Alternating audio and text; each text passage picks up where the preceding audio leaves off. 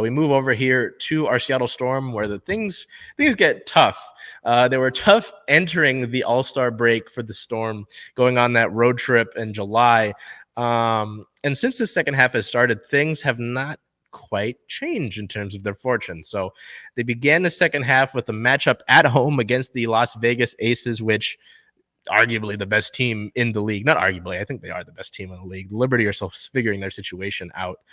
But we look here to the this game. Guard Jewell Loyd was our player of the game. And this is tough because Jewell was still able to get 12 points in this game.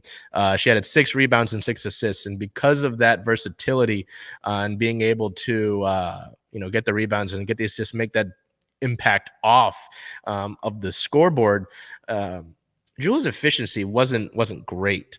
Now we look here at the our photo of the game by Anthony May. You can see Chelsea Grace going up here, trying to get in the layup. We've got Jewell Loyd and Dulcie Fankam-Mengiadu trying to block it. A little thing, no, I think I should wait till after we get to our discussion, because it happened in the Chicago game too. So they lost that one, as you can see here, 63 to 79, pardon me, which is one of the lower point totals that the Aces have put out this year in general. So that's big. That's really big.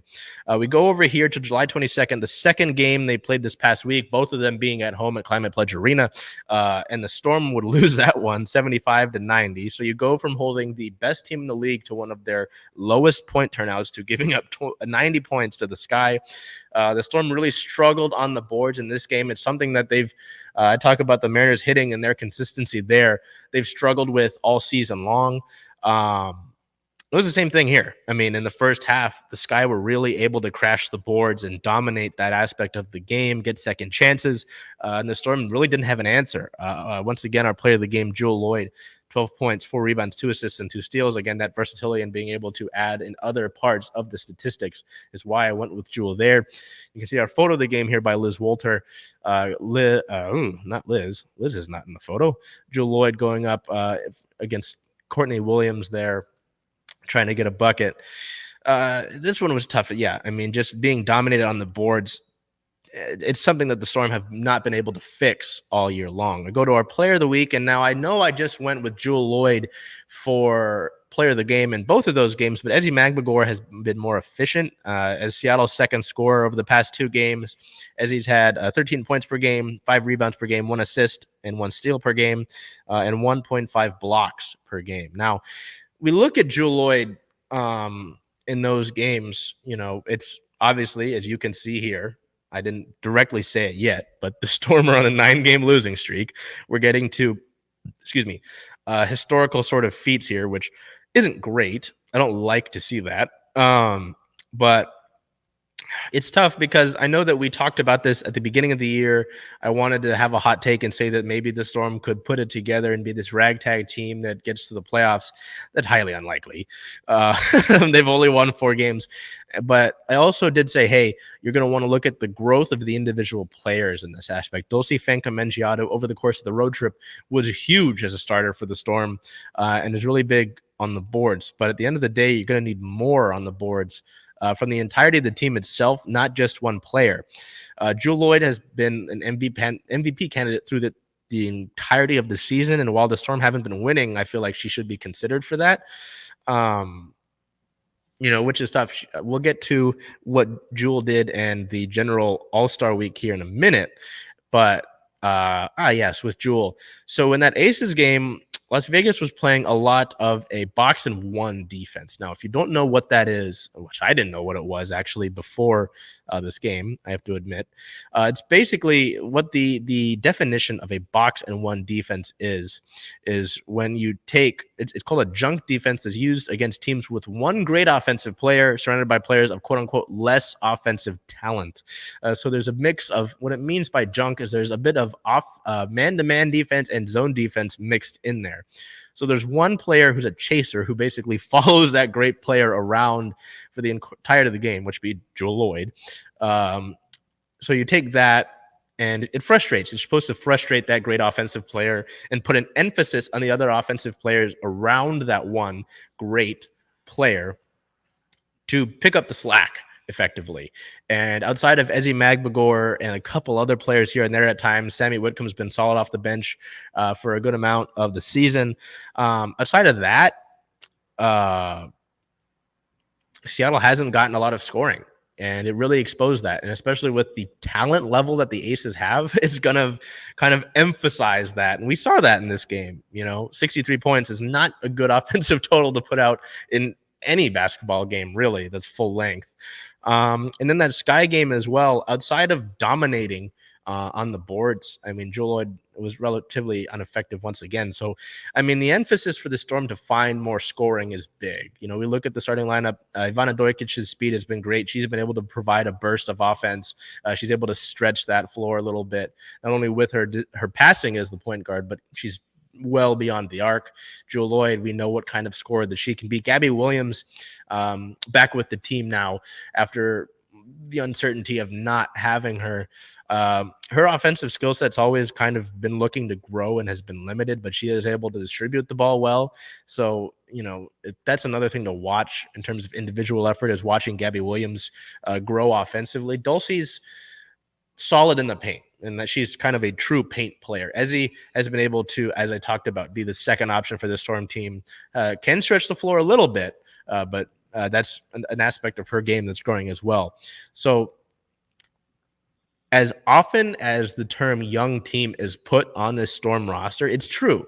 There are a lot of players that are working on things that are not necessarily rounded out products, and that's okay. They don't need to win it all this year.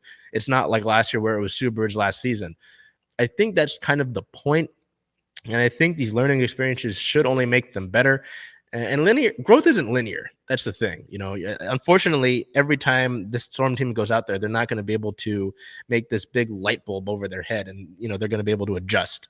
The Storm team throughout the course of the season will plug one hole and another one will open. They'll do better on the boards, but they'll do horrible in fast break. They'll do better on the fast break, but then their switching will be bad that game. So you see what I mean? That's kind of what's happened all season long. They haven't put all of the puzzle pieces together. They'll put one section together, and then in doing so, one of the other sections will be wiped away. So it is frustrating to see that, right? Because it's like, why are these same issues happening? But I try to leave that grain of salt in my mind, knowing that these are issues that, they obviously know are taking place. And these should be learning experiences for the Storm players going forward. So that's my piece on it. I'm trying to see if we could get the statistics on just how bad the Storm team has been. Yeah, they've lost their last 9 games. Trying to see. Nope, didn't list it. Okay. We look over to team-related news here. Over the past week, we did have the All-Star break. I talked about it being the second half now. But since we've been gone, not the song, 3 Storm players participated in the All-Star festivities in the WNBA. So first, on July 14th, guard and UW alum Sami Whitcomb came in second place in this year's WNBA three-point contest. She finished with 28 points in round 1 and 22 in round 2. So I think in a normal three-point contest, Sami would have done pretty good.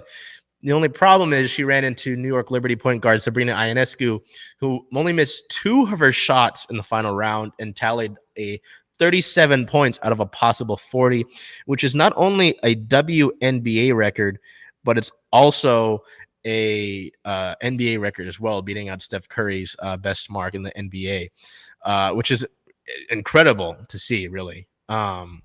So just tough that Sami ran into that in her three-point contest. It's the second time, that Sami has ever participated in the three-point contest, doing so last year as a member of the Liberty. We move over here to July 15th, which was the actual All-Star game itself. If you're not aware, you haven't been following us on the socials, which again, I will put down here as we're dealing with.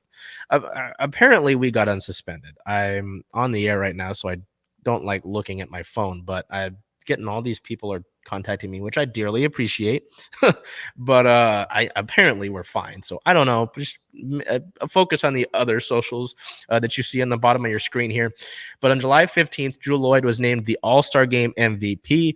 She scored 31 points in this game and made 10 three-pointers. Both are WNBA All-Star Game records.